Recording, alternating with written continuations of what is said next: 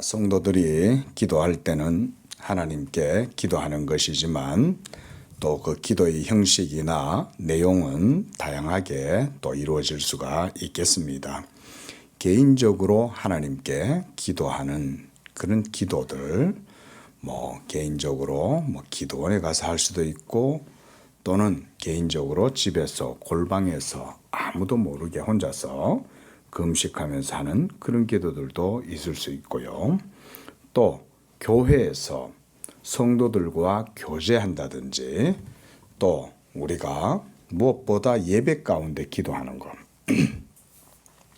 그런 것들은 말 그대로 공적인 기도죠.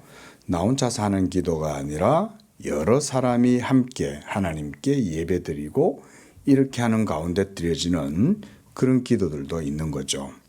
오늘 본문에 보면 19절에 보면 너희 중에 두 사람이 땅에서 합심하여 무엇이든지 구하면 그랬어요. 그러니까 개인 기도가 아닌 거죠. 두 사람이고 그 다음 20절에 보면 두세 사람이 그랬습니다.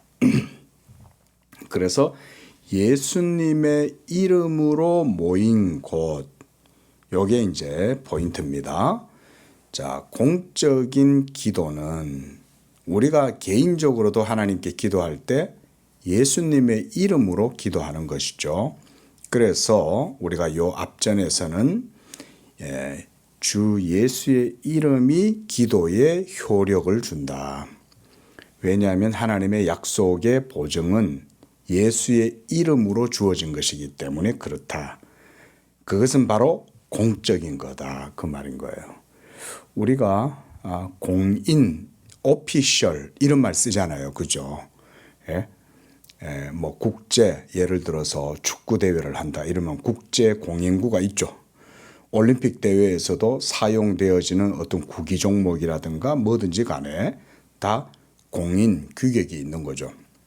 그런 것처럼 영적인 세계, 영적 질서 안에서도 이런 공적 차원이 있다는 것을 우리가 아셔야 됩니다. 하나님 나라에는 성도 개인만 있는 게 아니라 단체도 있죠. 바로 교회죠. 그런데 그 교회 안에는 여러 구성원들이 있잖아요. 다양한 연령대와 다양한 인생의 경험을 가진 사람, 다양한 상황 속에서 살아가는 사람들이 함께 모여서 한 믿음으로 하나님께 예배드리고 또 한 영으로 한 공동체를 이룰지라도 그 안에는 다양함이 있죠. 하지만 이 다양함은 전체의 하나를 깨뜨리지 않죠. 그죠? 오히려 전체의 하나를 세우는 데 힘쓰죠. 예수 그리스도를 머리로 삼고 그 머리 아래에 모든 각 지체들, 팔, 다리, 몸, 또 오장육부, 심장, 모든 것들이 다 머리에 명령을 받아서 하나가 되는 거죠. 그러할 때 교회는 한 몸으로서 있지만 그리고 한 유기적인 공동체이지만 그 속에는 다양함이 있는 겁니다. 그런데 이런 다양함들이 지팔 지 흔들고 지다리 지 흔들면 되겠냐 이거죠. 그게 아니라 그 속에는 질서가 있는 것입니다. 그 질서 안에서 이제 모든 일들을 행할 때 제일 중심에 예수의 이름이 있는 거예요. 그래서 여기서도 내 이름으로 모인 곳에 바로 나도 그들 가운데 있다. 예수님이 이렇게 말씀하신 거예요. 우리가 이렇게 교회가 작아도 우리 안에도 주님이 계신 겁니다. 주님의 말씀이 전해지고 그 주님의 말씀을 듣는 믿음이 있고 하나님을 경외하고 그런 자들 속에 주님이 함께 계시는 거예요. 오피셜하게 계시는 거예요. 공적으로 계시는 거예요. 그러면 이 교회는 공적 기구가 되는 거예요. 사람이 많은 거 적은 거 상관없어요. 그게 말씀이 있고 성례가 있고 그 가운데 신앙의 도리를 따라서 서로 교제하면서 영적 질서가 그 가운데 잡혀 있으면 그게 하나님 교회입니다. 주님이 바로 이와 같이 자기의 이름을 공적인 기도의 근거로 삼으신 겁니다. 자, 오늘은 바로 그런 내용들을 좀 살펴보도록 하겠습니다. 기독교 강요 20장 29절입니다. 3권 20장 29절입니다. 625쪽. 자, 29절 공적 기도를 드림에 있어서 요구되는 품위와 질서다 그랬습니다. 기도를 드림에 있어서 이런 꾸준함은 사람들 각자에게 속한 사적 기도들과 관계되지만 그렇다고 교회의 공적 기도들과 전혀 무관한 것은 아니다. 뭐 쉽게 생각해 보세요. 개인 신앙과 삶이 있죠. 하지만 개인 신앙과 삶은 전체 공동체인 교회와 떨어져서 이루어질 수 없죠. 그렇죠? 뭐 예를 들어서 우리 집사님이 주일날 예배를 드리고 또 이렇게 와서 예배 드리지만 또 개인의 삶이 있으시죠. 뭐 오늘은 또 어디 다녀도 오시고 이러면서 또 개인 일을 하시잖아요. 그런데 개인의 그런 삶을 사시고 가정의 일을 돌보시고 업무를 돌보시다가 그냥 기도하시는 거죠. 그런 것들은 이제 개인의 영역이지만 그렇다고 해서 우리 양재교회라고 하는 이 공적인 기구와 동떨어진 그런 건 아니죠. 항상 집사님이 또 교회를 생각하고 뭐 부족하지만 목사를 위해서도 또 늘 기도해 주시고 그런 것들이 다 교회와의 연결 속에서 이제 이루어지고 있는 거죠. 이렇게. 자, 계속 보겠습니다. 공적인 기도들은 꾸준히 계속해서 드려질 수 없을 뿐만 아니라 모든 사람이 합의하여 공통적인 일치에 이른 방침과 어긋나게 드려서도 안 된다. 진정 나는 이 점을 인정한다. 그렇기 때문에 하나님께는 무관하나 사람들이 실제로 함께 기도를 드리기 위해서는 없어서는 안 된 일정한 시간들을 합의를 통해 지정함으로써 모든 사람에게 편의가 제공되게 해야 한다. 이것은 이제 공동체가 함께 약속된 그런 순서를 따라서 기도하는 거 이런 얘기죠. 가령 예를 들어서 우리가 지금 금요 밤 기도회로 모여 있죠. 이게 이제 공적 기도회 모임이에요. 그래 따지면 이런 것들 또 그 이외에 또 뭐 다른 날에 정해질 수도 있겠죠. 하지만 이것이 교회가 공동체가 전체가 합의하에 우리가 그러면 주님께 이렇게 모여서 성경 공부도 하고 기도회도 하자. 가령 이렇게 정하면 그렇게 해서 하는 것이 이제 질서 가운데 합당하다는 거죠. 또한 이는 교회 안에서 모든 것을 품위 있게 하고 질서 있게 하라고 한 사도 바울의 말씀에도 부합한다. 그렇다고 해서 각 교회가 무슨 일로 고무되어 더욱 자주 모이거나 어떤 중대한 일이 생겨 다급한 가운데 한층 더한 열정에 불타올라 반복적으로 기도하는 것을 막아서는 안 된다. 기도를 드림에 있어서 꾸준함에 대해서는 그것과 밀접한 관계가 있는 견인을 말하는 곳에서 본장 말미쯤에 더 자세히 다루게 될 것이다. 그런데 꾸준하게 드리는 기도와 그리스도가 우리에게 금하길 원하셨던 중언, 부언과는 아무 관계가 없다는 점을 여기서 지적할 필요가 있다. 중언, 부언이라는 말은 말 그대로 의미 없이 그냥 막 이렇게 뭔 소리 하는지도 모르고 계속 했던 얘기 또 하고 뭐 이런 말이에요. 의미도 없이 맥락도 없이 막 기도하는 거죠. 이런 건 뭐 엄밀히 말하면 마음에 없는 기도 아닙니까? 그런 기도를 하지 말라는 거죠. 자, 기도를 오랫동안 자주 깊은 정서에 빠져서 계속해서 한다고 해서 중언 부언하는 것은 아니다. 하나님이 중언 부언하지 말라고 하신 것은 하나님은 인간적 방식으로 감화되실 수 없으므로 아무리 유창한 답변을 내세운다고 해도 그로부터 비틀어 짜낼 수 있는 것은 아무것도 없으니 괜히 그런 능력이라도 가진 듯이 스스로 과신하지 말라고 경고하시기 위함이었다. 우리는 뭐 기도를 많이 하면 하나님이 들으시는 줄 알잖아요. 그죠? 우리가 뭐 새벽에 기도 이렇게 잠깐 와서 말씀도 듣고 성경도 묵상도 하고 이러면서 이제 1시간 정도를 그렇게 하다 가는데 가령 예를 들어서 하나님이 시간이 더 길다고 기도를 더 잘 들으시는 건 아니죠. 하지만 시간이 좀 짧아도 하나님 앞에 진정으로 마음을 내놓고 기도하는 것. 짧지만 내 마음을 하나님께 온전히 내어놓고 마음의 중심으로 하나님께 아랜다. 그러면 뭐 1시간이 아니라 한 10분 정도만 해도 충분하죠. 물론 이제 이런 건 있어요. 기도의 문을 열어가는 과정이 이제 우리가 하나님 앞에 아침에 하는 기도가 유리한 게 뭐냐면 마음이 부산하지가 않아요. 저도 책을 읽으면 아침에 훨씬 잘 들어와요. 저녁 때 읽는 것보다. 저녁 때는 책을 읽으려고 집중을 딱 하려고 하면 시간이 엄청 좀 필요한데 아침에는 그냥 책만 딱 펼치고 텍스트만 봐도 책이 잘 읽히더라고요. 기도도 마찬가지죠. 기도한다고 주여 이러고 아침에 조용할 때 마음을 하나님 앞에 내려놓으면 훨씬 더 기도하기가 쉬워요. 아침이. 근데 저녁 때 마음이 하루 종일 막 일하다가 아직도 마음이 막 이렇게 부산하게 들떠 있을 때는 기도를 해도 잘 안 되죠. 그래서 우리는 항상 좀 마음이 좀 준비를 해야 됩니다. 어디서든지 기도하는 것에 있어서도 어떤 상황 속에서도 기도할 수 있도록 마음을 항상 좀 준비를 하는 게 좋겠죠. 자, 의미 없이 읊조리고 반복해서 오래 하고 이런 것들이 이제 중언 부언 기도인 거죠. 자, 그래서 그 다음 문단 보겠습니다. 이러한 중언 부언이 오늘날 교황제도 유사한 이유로 횡행하고 있다.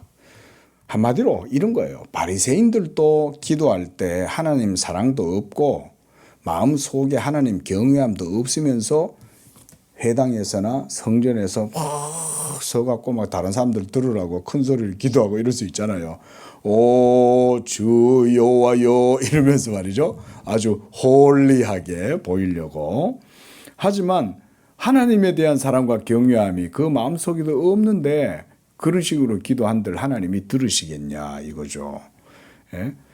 또한 중세의 로마 교회, 뭐 지금도 마찬가지지만요. 교황제도 마찬가지라는 거예요. 뭐 얼마나 형식주의에 빠져 있었겠어요. 중세 시대 같으면. 그러면 더 의미 없이 읊조리겠죠. 특히 무슨 말인지도 알지도 못하는 라틴어를 막 읊어대는 거죠. 사제가 막 하는데 그냥 안 해요. 라틴어를 그냥 막 하는 거예요. 옛날에는 라틴어가 아니면 그게 공식적으로 사용되지도 못할 정도였으니까. 그런데 일반인들이 라틴어 알아들을 수 있습니까? 없잖아요. 근데도 사제 혼자서 저자 서가지고는 막 라틴어로 막 읽어대고 읊어대요. 그럼 아무도 그 뜻을 이해를 못하잖아요. 그렇게 기도하면 안 된다는 거예요. 이해할 수 있도록. 다 같이 함께 마음으로 사랑하는 하나님 은총과 자비에 감사합니다. 이러면서 전체 교회가 한 마음으로 하나님께 기도하는 거죠. 그런 게 공적인 기도인 거죠. 자, 그런 얘기고요. 그 다음 문단입니다. 부패한 이러한 모습과 가깝고 유사한 또 다른 모습이 있으니 주님은 이를 동시에 정죄하신다.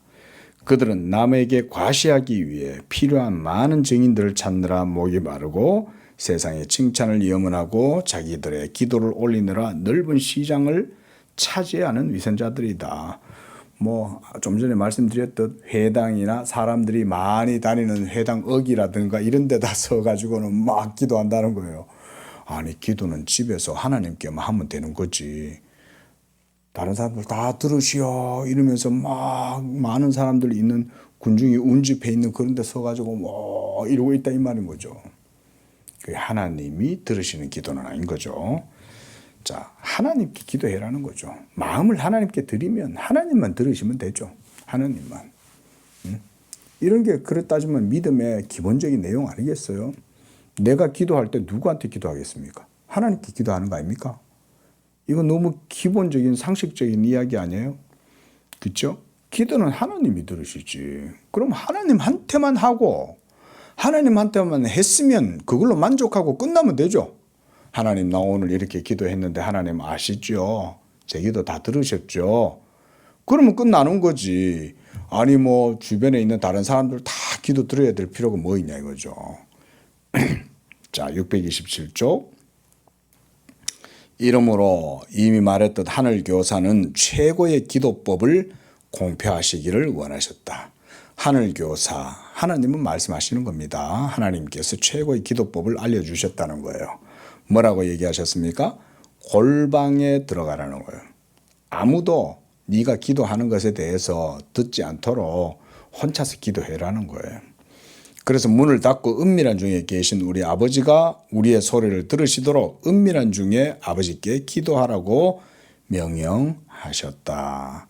고문단 제일 밑에서 셋째 줄. 우리 몸이 하나님의 성전이 되어야 하는 바 그 하나님이 우리 마음의 정서들 가운데 우리와 함께 계실 것이라고 약속하신다.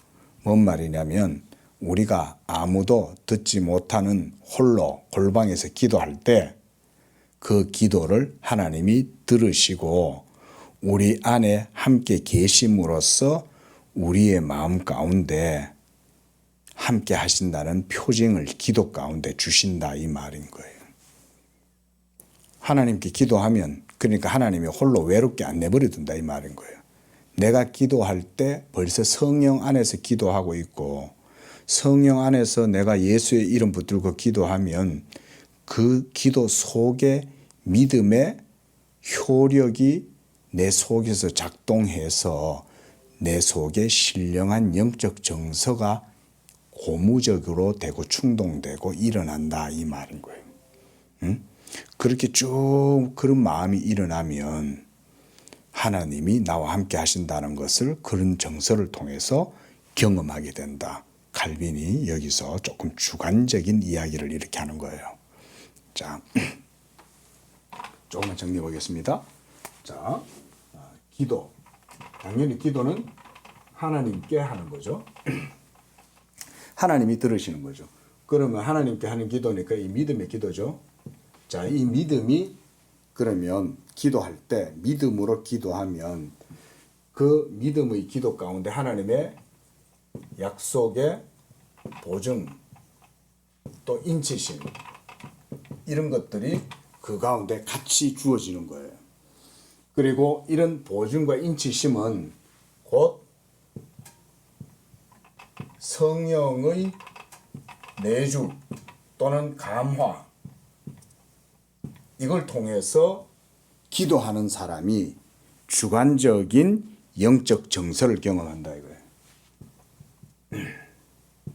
주관적인 영적 정서 이것을 하나님께서 은밀히 기도하는 자 가운데 이 믿음의 효력을 통해서 주신다.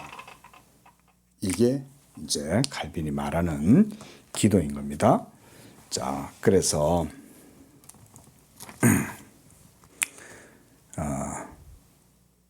좀 내려오셔서 그 다음 문단 자, 두 번째 줄 보세요. 기도의 고유한 자리는 마음에 있다. 마음이죠, 그죠? 당연히 영적인 거니까 마음에 있는 거죠. 이 마음 안에서 이제 말하자면 마음 안에서 결국은 감화. 그래서 기도를 하면 여러분이 기도의 재미를 어디서 느끼냐면 이 감화에서 느끼는 거예요. 기도의 재미와 맛을 들이면 누구에게도 설명할 수 없지만 자기만 그걸 느끼는 거예요. 네? 교회에 다 모여서 새벽 기도를 해도 주님과 나와의 그 긴밀한 영적 교통이 있는 거예요. 근데 그거를 감화로 느끼는 거예요. 그리고 그걸 느끼는 게 이제 정서인 거예요. 정서. 그 정서를 느끼는 거예요. 칼빈이 지금 이런 얘기를 하고 있어요. 그래서 기도는 마음을 소동시키는 모든 근심을 멀리 떠나 고요함 가운데 들여지는 어떤 비밀스러운 것이라는 사실을 보여주는 것이다. 이거 비밀이죠. 주가 나와 동행을 하면서 나를 친구 삼으셨네. 우리 서로 받은 그 사랑을 뭐라고 말해요? 알 사람이 없도다. 알 사람이 없다. 주님과 나와 영적 깊은 교통, 그 가운데에서 내가 그 교통 속에서 느끼는 이런 정감, 뭐 올해 정서라고도 하고 정감이라고도 할 수 있겠죠, 그렇죠? 예. 이런 것들을 느끼게 한다, 하나님이. 그게 바로 비밀스러운 것들을 경험하게 된다는 거예요. 이런 게 그래 따지면 이제 기도 가운데 누리는 거죠. 그리하여 주님 자신도 더욱 집중해서 기도에 전념하고자 마음먹으셨을 때에는 습관적으로 사람을 피해 멀리 한적한 곳에 나아가셨다. 자, 여기까지 하고요. 그 다음, 자, 그 밑에 문단요. 이거 조금 봅시다. 제일 밑에 627쪽. 그러므로 우리도 필요할 때에는 어느 곳에서든지 깨끗한 손을 들어 기도해야 한다. 자, 이렇게 찬양 그거 아시죠? 손을 높이 들고 주를 찬양 뭐 이렇게 하잖아요. 근데 기도할 때도 이렇게 손을 들고 기도합니다. 근데 폼으로 이렇게 하면 안 되겠죠, 그렇죠? 정말 내 마음 속에 하나님과 함께 하고 있고 내 기도 예수의 이름 가운데 기도할 때 그 속에서 내 영혼이 하나님의 영의 역사를 경험하고 그래서 내 마음 속에서 이게 속에서부터 우러나오는 거예요. 내 영혼의 극히 깊은 곳에 맑은 가락이 울려나네.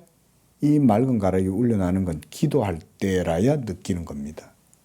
기도하지 않으면 이런 거 잘 못 느낍니다. 근데 그게 딱 느껴지면 이러면서 손이 자연스럽게 올라가는 거예요. 손이. 네, 자연스럽게.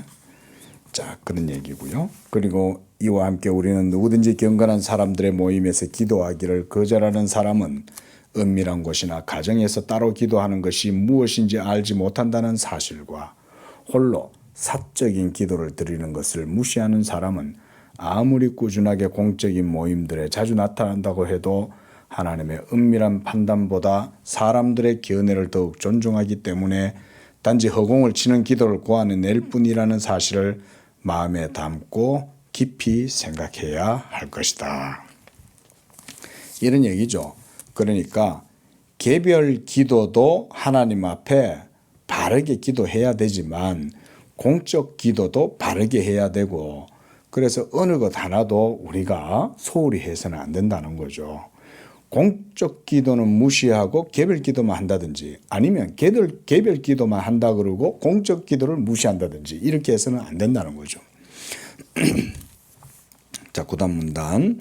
한편 교회의 공동 기도를 경멸하지 못하도록 하나님은 옛날에 빛나는 이름을 부여하셔서 그것을 장식하셨는데 특별히 성전을 기도하는 집이다 그랬어요. 그러니까 기도하는 집이라는 말은 뭔 말입니까? 개인적으로 집에서 혼자서 기도하는 것만 하면 안 된다 이 말인 거죠. 교회는 만인이 기도하는 집이라는 거예요. 그러니까 만인이 기도하는 집이란 말은 이 교회가 공적인 기도의 장소다 그 말인 거예요. 그래서 특히 우리 모든 그리스도인들에게 공통적으로 적용되는 말이긴 하지만 특별히 개신교인들 그중에서도 장로교인들은 더더욱 그거 아셔야 돼요. 어디 기도원 같은 데 가서 하는 기도가 더 특별한 기도다 이렇게 생각하면 안 됩니다. 무슨 예수원에 가가지고 하는 기도는 더 특별한 기도다 이렇게 생각하면 안 됩니다. 물론 목사가 여러분이 어떤 기도원에 간다 금식 기도를 하러 간다 이러면 그런 예를 들어서 우리가 갈멜산 금식 기도원 있잖아요. 예? 우리 조 목사님 하시는 거기에. 근데 그런데도 그래 금식 기도를 하러 가기 위해서 가겠다 그러면 그런 것도 원래는 질서가 어떻게 되냐면 목사님한테 얘기를 하고 가야 돼요. 목사님, 내가 이번 주에 좀 하나님 앞에 어떤 문제가 있어서 사업의 문제, 자녀의 문제, 또 가정의 무슨 문제 이런 것 때문에 기도를 좀 심각하게 해야 될 게 있습니다. 이러면 이제 그런데 그럴 경우는 예를 들어서 이제 금식까지 해야 되는 아주 어떤 극한 상황이다. 그렇더라도 기본적으로 교회 목사한테 제가 기도원에 가서 좀 기도하겠습니다. 이렇게 얘기하고 가시는 게 교회의 영적 질서를 바르게 지키는 거예요. 근데 지 가고 싶다고 여 가고 저 가고 이러면서 또 가가지고는 오만 희한한 사람들 다 만나고 다니고 그러면서 또 그 가가지고 목사는 알지도 못하는데 어떤 무슨 이상한 사람들하고 만나갖고 무슨 기도 그룹 만든다 그러고 막 그러고 다니면 큰일 납니다. 그러다가 마귀한테 탁 걸리는 거예요. 예? 그러나 교회 중심에 가급적이면 교회에서 기도하시고 뭔 일이 있더라도 교회 오셔서 기도하시면 돼요. 여기서. 그렇게 하시고 우리 교회는 뭐 아직 이제 주중에 어떨 때는 문이 잠겨 있을 때도 있고 이러면 성도들이 개별적으로 오시기가 쉽지 않아서 좀 그럴 수도 있지만 일반 기성교회 어느 정도 좀 체계가 있고 규모가 있는 교회들은 이렇게 딱 그 교회 가셔서 신도들이 거기서 이제 기도하고 그렇게 하시는 게 바른 거예요. 자, 우리 방금 읽었던 문단 그 밑에서 5번째 줄 그러나 비록 율법의 그림자는 끝이 났다고 하더라도 동일한 약속이 그랬어요. 그러니까 구약 시대 때와 동일한 약속이란 말이에요. 이것이 우리에게 속하여 있으면 의심할 여지가 없다. 왜냐하면 하나님은 이 의식으로 우리 가운데 믿음의 하나됨을 길러 가시고자 원하시기 때문이다. 우리가 보듯이 그리스도가 이 약속을 자기의 입으로 인준하셨을 뿐만 아니라 바울 또한 그것이 영구적으로 힘차게 작용한다고 주장하고 있다. 그러니까 기도는 구약이나 신약이나 할 거 없이 하나님의 약속의 말씀 붙들고 기도하면 된다 이건 거예요. 자, 30절. 공적 기도를 위해 손으로 만든 성전이 필요하나 하나님은 우리 자신을 성전으로 삼아 그 속에 머무신다. 자, 앞서 내 집은 만민이 기도하는 집이다. 그러니까 그게 지금은 교회입니다. 구약시대 때는 성전이었어요. 예루살렘 성전. 또 회당에서도 가능했겠지만 지금은 이 교회입니다. 각 지역교회. 예를 들어서 우리 집사님이 우리 교회에 속한 성도면 집사님 교회에서 기도하시는 거예요. 여기는 집사님의 교회인 거예요. 우리 성도들의 교회인 거예요. 여기서 기도하시는 거예요. 그런데 그러할지라도 요 예배당 건물 자체가 성전은 아니죠. 성전은 바로 하나님께 기도하시는 여러분들 자신이 하나님의 성전이죠. 그렇죠? 우리는 다 그리스도의 몸에 접붙여져서 지체들이고 성전의 머리는 예수님이고 우리는 각 성전의 파트들이에요. 부분들이에요. 그러니까 여러분 자신들 속에 성령이 거하시면서 여러분들이 사실은 하나님의 성전으로서 기도하신다 이런 얘기죠. 자, 좀 읽어보겠습니다. 그런데 하나님은 자기 말씀으로 신자들을 위한 공공의 기도를 제정하시고 그것이 공적인 성전에서 드려지게끔 했다. 그리하여 하나님의 백성이 기도로 교제하는 것을 거부하는 자들이 주님의 계명을 순종하기 위하여 골방으로 들어간다고 하면서 거짓 변명을 일삼을 기회를 주지 않으신다. 자, 무슨 얘기입니까? 나는 그냥 혼자서 기도할 거야. 이러면서 개별 기도가 중요하다면서 골방으로 들어간다고 해도 공적 기도와 공동체를 무시한다면 그것은 바람직하지 못하다는 거죠. 그죠? 물론 개인적으로 기도하는 것도 필요해요. 하지만 중요한 건 뭐겠어요? 공동체의 공적인 기도와의 연장선 안에서 개별적인 신앙과 기도와 영적 생활이 필요하다는 거죠. 우리 말하자면 이런 거죠. 뭐 제가 한번 그림으로 그냥 그려보면 이런 거 아닙니까? 자, 이게 우리가 교회예요. 교회. 이 교회가 딱 이렇게 있다 칩시다. 그럼 이 교회 공동체 속에 우리 모두는 다 여기에 하나의 지체들로 다 이렇게 모여 있는 거예요. 그래서 이 교회의 머리는 예수님이세요. 예수님이 교회의 머리시고, 예수님이, 그리고 우리 성도들은 각각이 모두가 다 그 몸의 지체들이에요. 그리고 한 몸을 이루는 거예요. 이렇게 한 몸을. 그런데 이 개별자들이 개인의 신앙과 생활과 삶이 있잖아요. 그죠? 그러면 개별 기도를 한단 말이죠. 하지만 개별 기도를 할지라도 그의 기도가, 개별 기도도 필요하지만 이 개별 기도만 강조한다든지 개별 기도를 우선해서 공적인 기도를 무시한다든지 그렇게 해서는 안 된다는 거죠.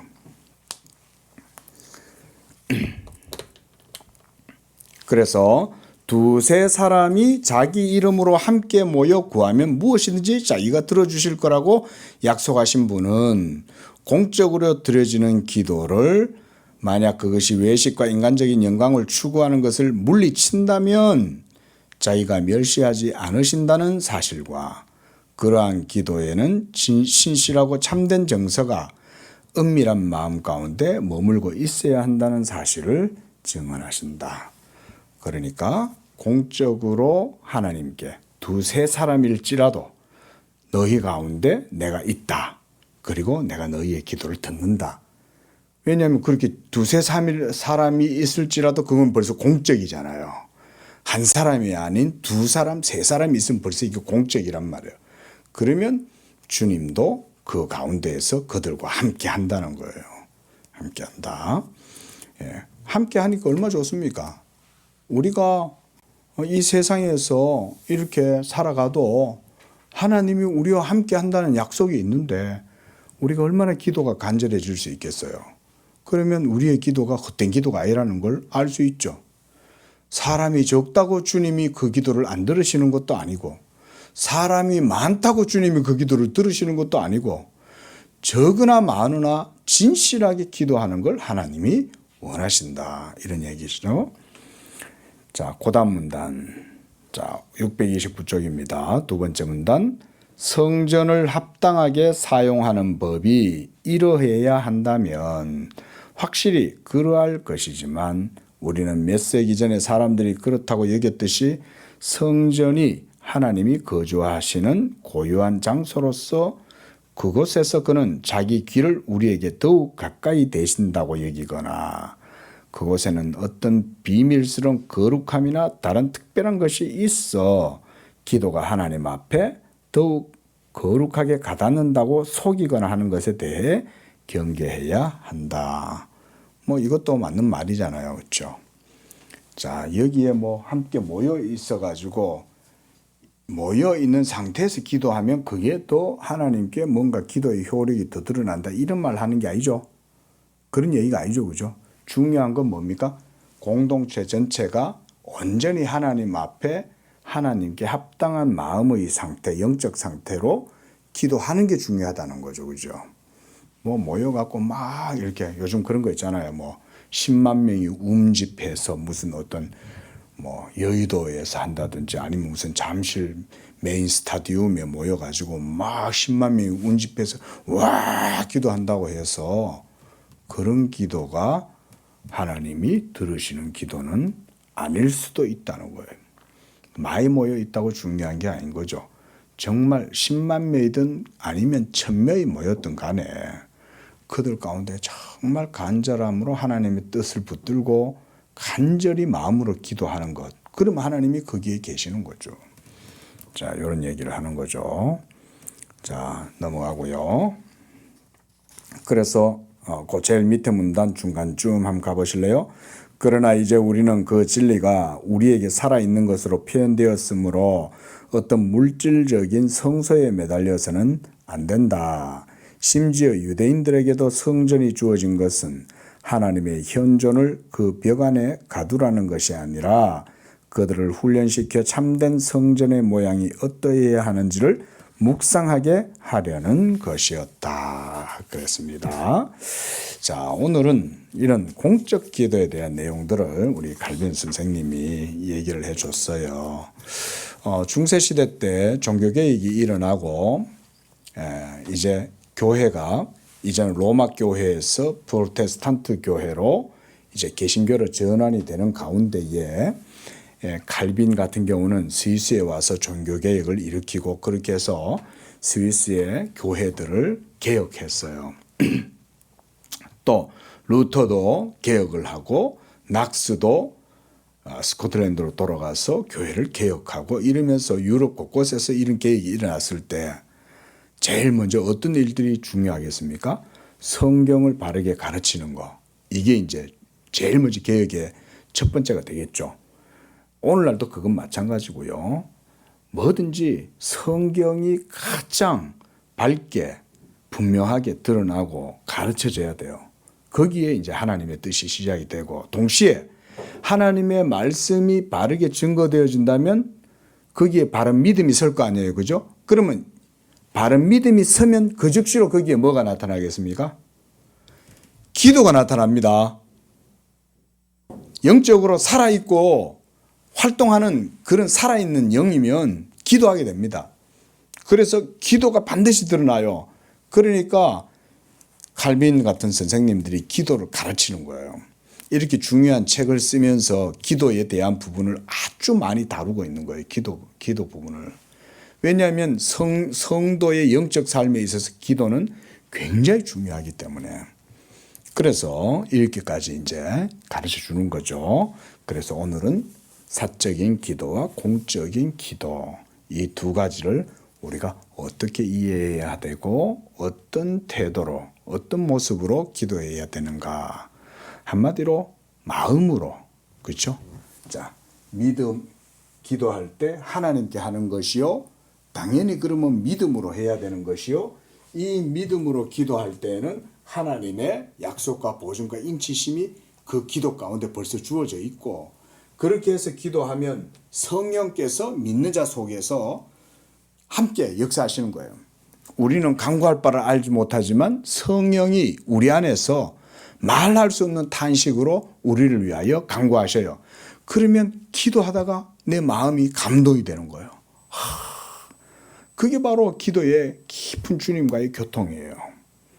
그런 것들을 통해서 바로 이런 주관적인 영적 정서, 정감들을 그 속에서 또한 우리는 체험해요.